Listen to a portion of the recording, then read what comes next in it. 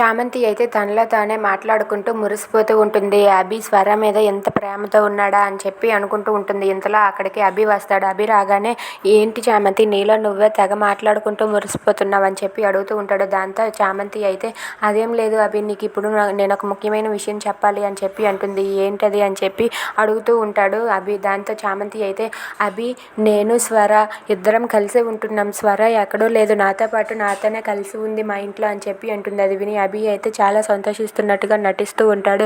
అవునా, నిజమా చామంతి అని చెప్పి అంటూ ఉంటాడు. దాంతో అక్కడ ఉన్న చామంతి అయితే అవును అవును అభి, స్వర నాతో పాటే కలిసి ఉంటుంది. ఆ స్వర నేను కలిసి ఉంటున్నాం.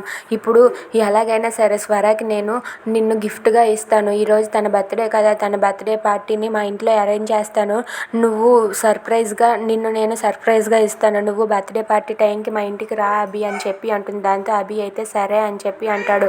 ఇక అభి అయితే ఝాన్సీకి కాల్ చేసి, ఝాన్సీ ఈరోజు నేను రాత్రికి ఇంటికి రావడానికి లేట్ అవుతుంది, నువ్వు బాబీ తినేసి పడుకోండి అని చెప్పి అంటూ ఉంటాడు. దాంతో ఝాన్సీ అయితే ఎందుకు అభి అని చెప్పి అంటుంది.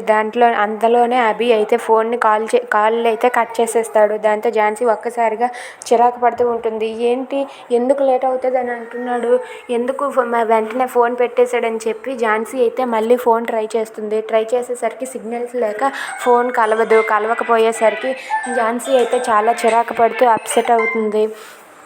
ఇక అభి మాత్రం ఈరోజు ఎలాగైనా సరే ఆ స్వర చామంతి వాళ్ళిద్దరి పని తేల్చుతాను. వాళ్ళిద్దరూ నన్ను ఇంత మోసం చేస్తారా, నేను కూడా ఆ బర్త్డే పార్టీకి వెళ్ళినట్టే వెళ్ళి వాళ్ళిద్దరికి నేను సడన్ సర్ప్రైజ్ ఇచ్చి వాళ్ళని మోసం చేస్తానని అభి అయితే అనుకుంటూ ఉంటాడు. If you like this video please like, share and subscribe. Thanks for watching.